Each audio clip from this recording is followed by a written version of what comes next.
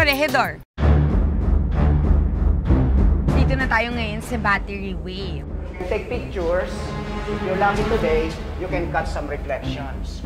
If somebody touch you with a cold breeze or hand, that's a ghost. Natakot ako kahit may araw. Nandito tayo ngayon sa sinasabi nilang first hospital in the island. Maraming mga lumilipat. Buti lang, hindi masyadong okay na yung reaction ko kasi they're really small and they're swift. Dito tayo sa Mylong Barracks na sinasabi nilang pinakamahabang barracks sa buong mundo. Oh, yan yung sa Battery Way. Yung galing. Nandito tayo sa Malinta Tunnel, which is also a historical site. Malamig malamig Opo. sa loob. This is our way out. Nakakapagod Sobrang steep nung daanan, kaya mahirap siya. Pero okay naman, tingnan mo, nagawa ko in my skirt. Ganito kadilim dito pag walang mga ilaw,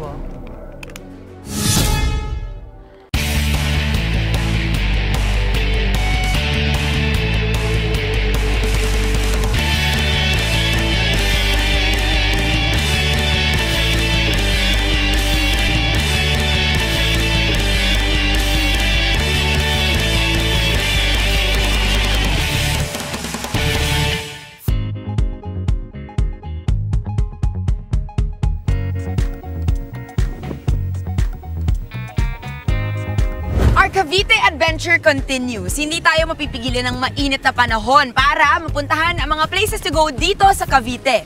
Exploring more of the place, nandito tayo ngayon sa Carmona, Cavite. Kung saan, kinakabahan man ako, pero gustong-gusto kong gawin itong next activity natin. This is actually the landing zone. Samahan niyo ako na subukang mag-tandem paragliding for the very first time. Tara, let's!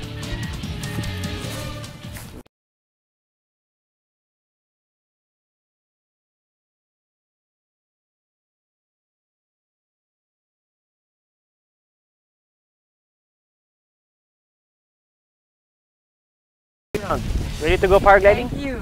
I'm so excited. Okay. I don't know how to feel, but I'm very excited. Okay, so ngayon nandito tayo sa site, sa playground nila, kung saan masusubukan ko mag-paragliding. Of course, kaya ako nandito kasi I made sure to reserve online. This is an activity that for you to be able to try, right? You have to make an online reservation first. Yes, the paragliding is a weather-dependent sport. So we actually use a parachute-like equipment. Para siyang parachute that can actually fly in the air. You can actually maneuver it like an aircraft. That is actually the lightest form of aircraft that you can fit it at the back of your pickup, or you can carry it going up. Today is actually almost a good day to fly, and we need to make you sign in before we proceed to the launch point and gear you up. This is the first step for people who want to try paragliding as a sport. Okay. Well, before anything, for those who are may be interested in trying it, may I know the rates para dun sa mga gustong sumubok katulad ko? Yes. So for paragliding tandem, so this is about 7 to 12 minutes long. We actually charge 3,500. To be able to try it. That will include the equipment and the transport from the landing to the takeoff. Yes, so we need your data and sign our waiver form. Okay. So excited ka na? Excited Are you ready? Excited na ako. Let's go! Start. Let's do it! Tara, let's!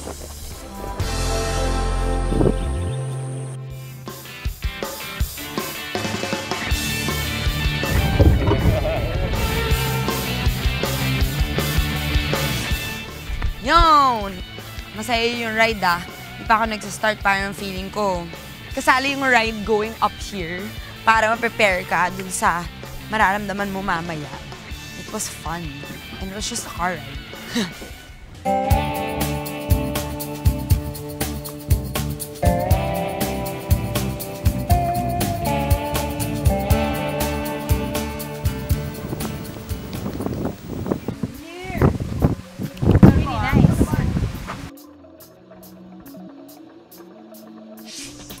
So we're now here at the launch point. Magsisimula tayo mag-paragliding. Pero syempre, bago ang lahat, kailangan muna nating malaman kung ano mga safety precautions. Kukunin natin yung harness, susot natin sa'yo, para siyang komportabling upuan. Meron tayong helmet. I-check natin yung tamang takbugan ng hangin. Kailangan na ikaw din ay tumulong para tumakbo papunta sa dulo ng hill. Sobrang natatakot po talaga ako, pero right now, I'm just trusting you on this because this is something that I've never done before and you are the expert, so I trust that you will take care of me. Tatakbo tayo into the lift. So nakikita natin yung condition. The sun is actually fueling the wind. So without the sun, we don't have any lift. Ito yung nagbibigay sa atin ng opportunity to fly like a bird. So ayun yung mararamdaman natin mamaya. We will be free, no engine. We're just using wind power. So, Okay. ready ka na? Ready. Okay. Pag nakatulog ako, sorry feeling ko relaxing eh.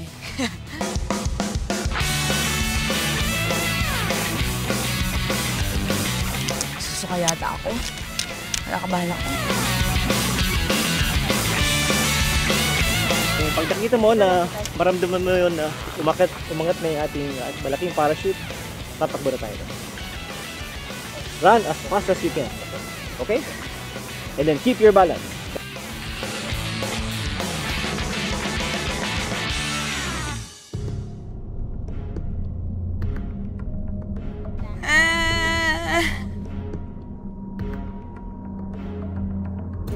Okay, fine. Yes! It's my turn. It's my chance to fly. 3, What will I do? 1, let's go! Just walk lang, ma'am. Walk. Okay, and run! Let's go! Oh my God! Woo! Wow!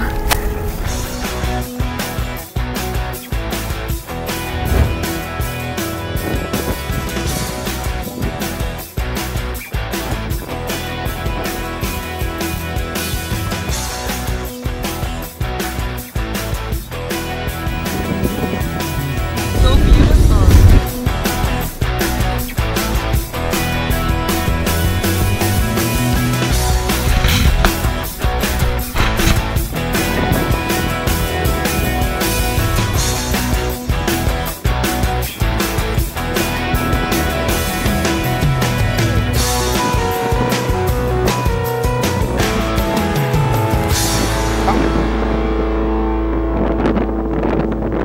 Awesome!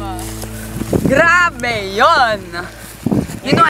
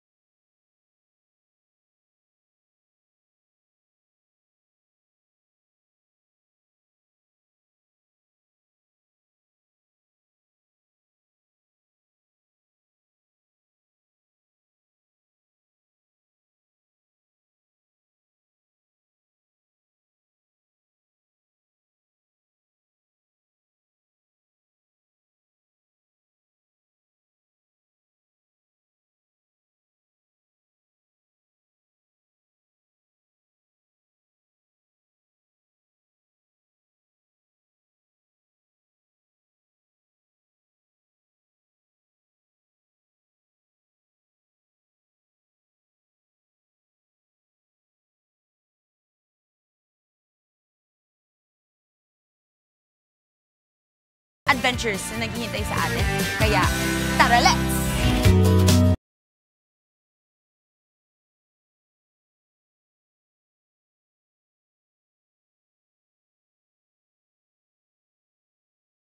New atmosphere, a good vibe, and syempre, masarap na pagkain. Yan ang mga hinahanap natin kapag gusto nating maka-experience kumain sa isang food park.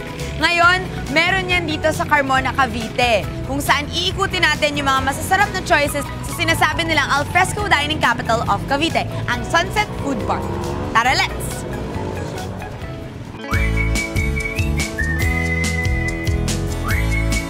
First stall, Chef Mong's Boneless Lechon.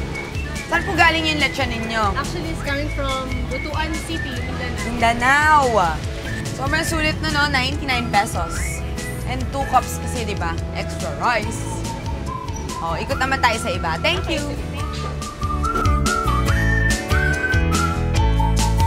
This one I'm most curious about. Dindin's Kitchen. They serve vegan food. Ate, pwede pong mag-order isa pong vegan wrap.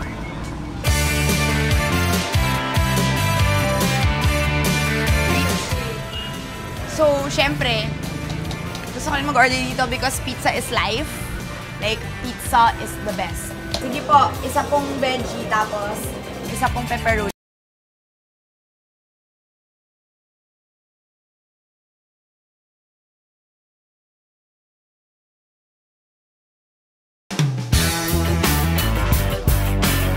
Why is it bag wings?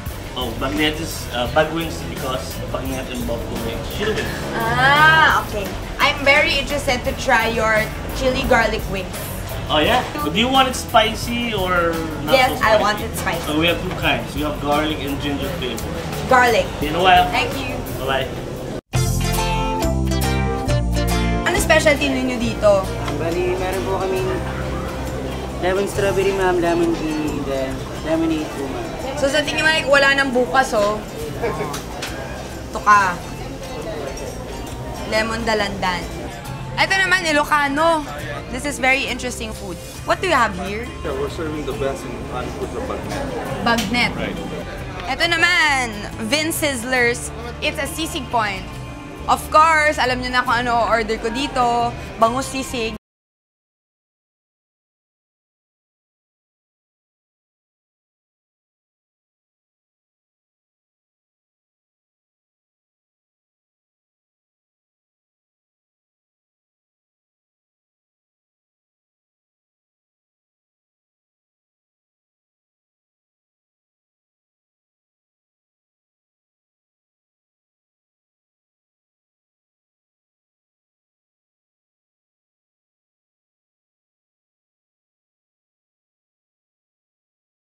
That range from 115 to 155 pesos. Okay. Oh, ngayon, baka hinihintay na ako ng mga in-order ko, babalikan ko na siya at ngayon titikman muna natin.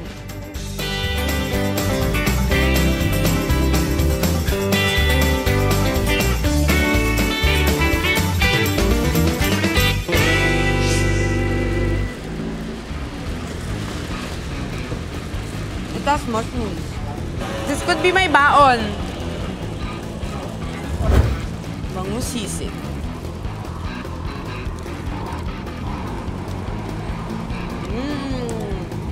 Pizza is the friend you didn't think you needed.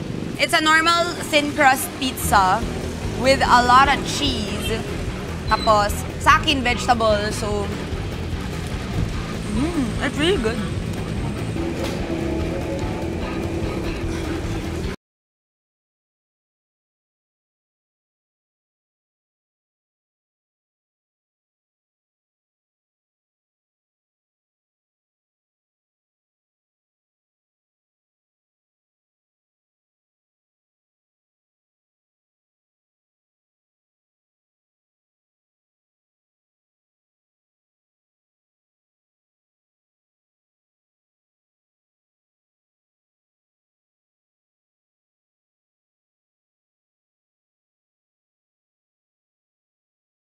Ito yung nasabi kanina ni Kuya na sweet and salty, and this is the Will You Bury Me.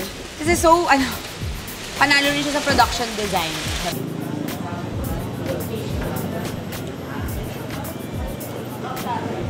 Panic naman ako. Kasi dami nangyayari, di ba? It's a really good strawberry milkshake inside. If you were an absolute foodie just like me, and you want to take out your family or your friends to eat, tapos, lalo na kapag mahirap magkasundo with one thing, this is the perfect place to bring them. Sunset Food Park here in Carmona, Cavite. Definitely babalik ako dito. They serve really good food that I would really crave for and for a really good price. More importantly, di ba? Ano na naman kaya ang perfect na puntahan dito sa Cavite ngayong summer? We will find out after I eat all of this food first. So I will just eat.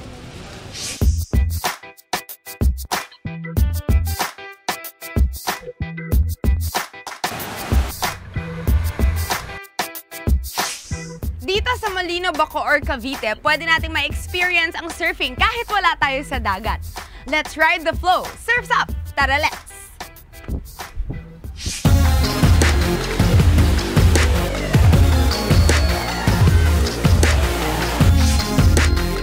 Hey, ganito ako sa bahay!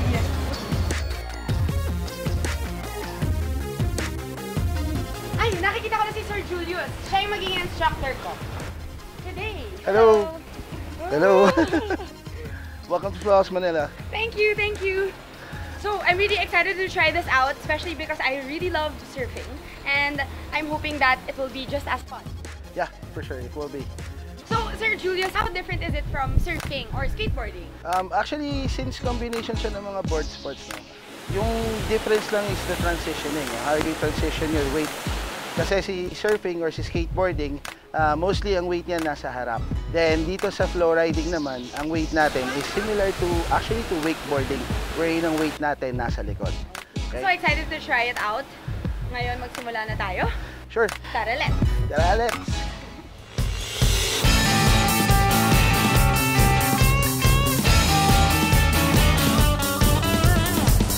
Sir Julius, walk me through the do's and don'ts and the basics on how to learn how to ride a flowboard. Bago magpa-start, normally nagpapa-wipe out tayo. So, kasi every time na babagsak ka, kailangan ganun-ganun din yung gagawin natin. Knee board naman, basically, sit on an upright position. Then keep your knees apart. Then yung hands natin, you can either keep it up or down, grabbing the water. Ang pag-maneuver naman niya, left to right, is yung hips na natin. So sway your hips to the right, you're gonna go right. Sway your hips to the left, you're gonna go left. Ito na yung medyo advanced natin. Actually, this is where most wipeouts come from. Sa stand-up naman, kung ano yung dominant foot, yun yung nasa likod ng board.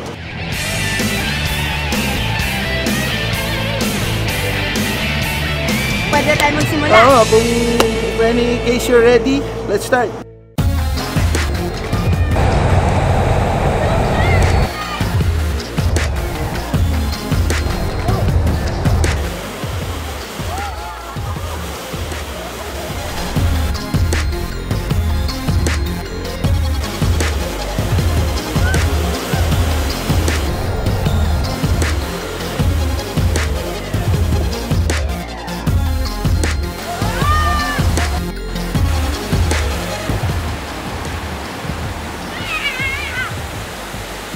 What gave me more confidence was when I wiped out already. So actually, it's really useful. Kasi alam mo na yung feeling kapag nahulog ka eh. So mas malalasin yung fear mo of actually falling down. And you gain more confidence to keep trying and make sure that you'll try to do it right. Bodyboarding was way easier. But I would say kneeboarding is more fun. Kasi mas meron ka pa ring challenge when it comes to the balance. Ngayon naman, susubukan ko naman mag-stand up. Tara, let's! Nagamit kami ng rope kasi mas madali daw siya for balance.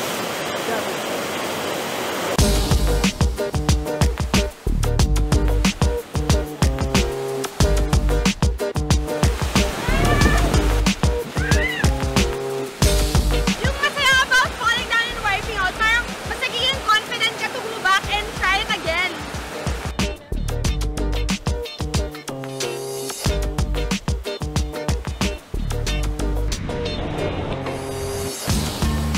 Still a lot harder than the bodyboard and kneeboarding. So, mas kailangan mo siyang magawa ng paulit-ulit. Mas kailangan mo siyang ma-practice bago siya magawa ng tama talaga. Sobrang na-enjoy ko talaga ang aking first time subukang mag-flowboarding dito sa Flow House Manila. I had such a wonderful time. Perfect talaga to para sa mga taong nangangailangan ng vitamin C, katulad ko. Siyempre, marami pa tayong ibang mga madidiscover na iba't ibang puntahan dito sa Cavite, kaya tara, let's!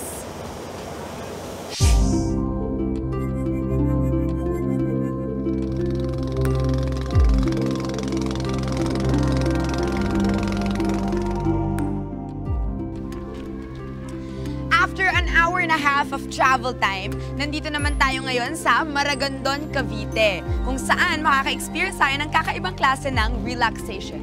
Isa sa mga dinadayo dito ay ang Maragondon River na ating pupuntahan. Sabi nila marami daw tayong mga magagandang sights na makikita dito. Kaya tara, let's!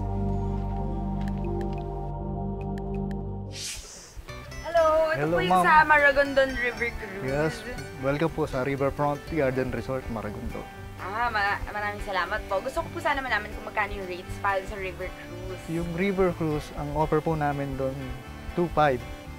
Package na po yun. Lumalaman po yung balsa ng 20%. So, balsa po yung sinasakyan Opo. papunta na Opo. para makaikot sa Opo. River Cruise. Opo. Okay, di po, maraming salamat po. Excited na po akong umikot. Meron po ba magiging tour guide? So, actually, ako na rin po yung magiging tour guide Ay, ikaw nyo. pala. Hello For po. Manay. So, Sige, magsimula na po tayo. okay. Okay, tara, Thank you po. let's.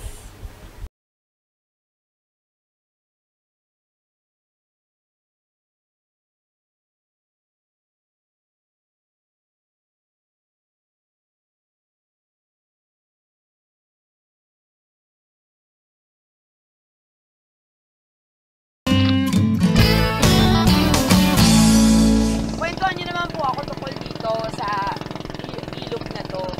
So, actually, yung pangalan ng bayan, connected siya talaga dun sa ilog.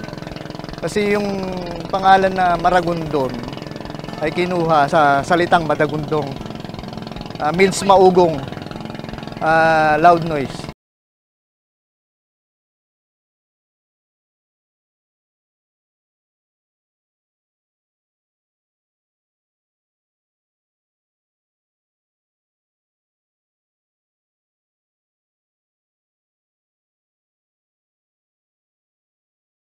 Yung biblical structure na inukit sa bato, after nito trial house tayo.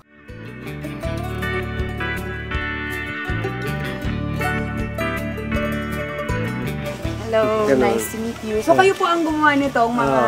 Kayo po ang nag-ukit. Dalawa kami, ang nito. utol ko. Ang galing naman. Paano niyo po naisip na lang mag-ukit dyan? Ito kasi nag-umpisa ako din sa ulo. May nag-request sa akin, mag-Holy Week. Hindi ginawa ko. Sunod-sunod na po, na-request ka, Dumami magkahanap.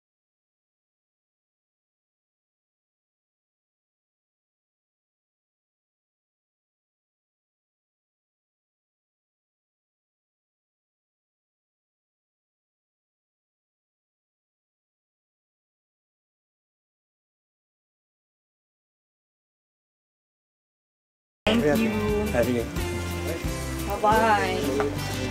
So ma'am, nandito na po tayo sa Museo ng Paglilitis ni Andres Bonifacio, also known as Bonifacio Trial House. Bonifacio tayo. Papasok na tayo. Tara, let's!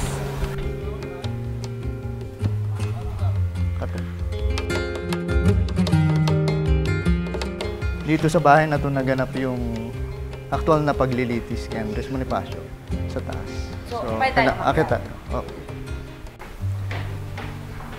Sige na tayo. okay. So ma'am, dito po yung room kung saan matatagpuan yung ng aktual na paglilitis. Presentation. So dito pala sa floor na to, siya talaga yung parang pinaka-main attraction dito sa museum. So Lights and Sound Museum siya talaga. Papakinggan mo lang yung kwento, ganon. And then dito, meron siyang nakasulat na legend para nakikita natin kung sino yung mga characters. Naikot na namin yung trial house. Maraming salamat po sa pag-ikot sa akin dito. At ngayon na-refresh tuloy yung memory ko pagdating sa history ng isa sa ating mga bayaning Pilipino na si Andres Bonifacio. Ako talaga, suggestion ko, it's always nice, especially for little kids, students, to be able to come visit places like this. Hindi lang yung binabasa sa libro, di ba? Yung history. Marami rin sila matututunan. Maraming salamat po. Okay. Our trip to Cavite has been nothing short but amazing, and I can really say that this place has a lot to offer, especially for Manileños like me. History books are not enough to be able to describe what had happened in the past. It's really different if you see it for yourself. The best summer experience consists of the fun and the thrill that the adventure brings you. Kaya naman, sa tingin ko, dapat talaga palagi nating sisiguraduhin na meron tayo mga bagong lugar na madidiscover. Hindi lang para sa Facebook o Instagram posts, but so that you have something to bring with you to cherish all throughout your life. I'm here to prove to you that there are no excuses for discovery, for traveling, and in enjoying life. Kaya samahan niyo akong sulitin ang aking free time in and around the Philippines. Excited na ba kayo? Mag-empake na kayo ng very life. Tara, let's!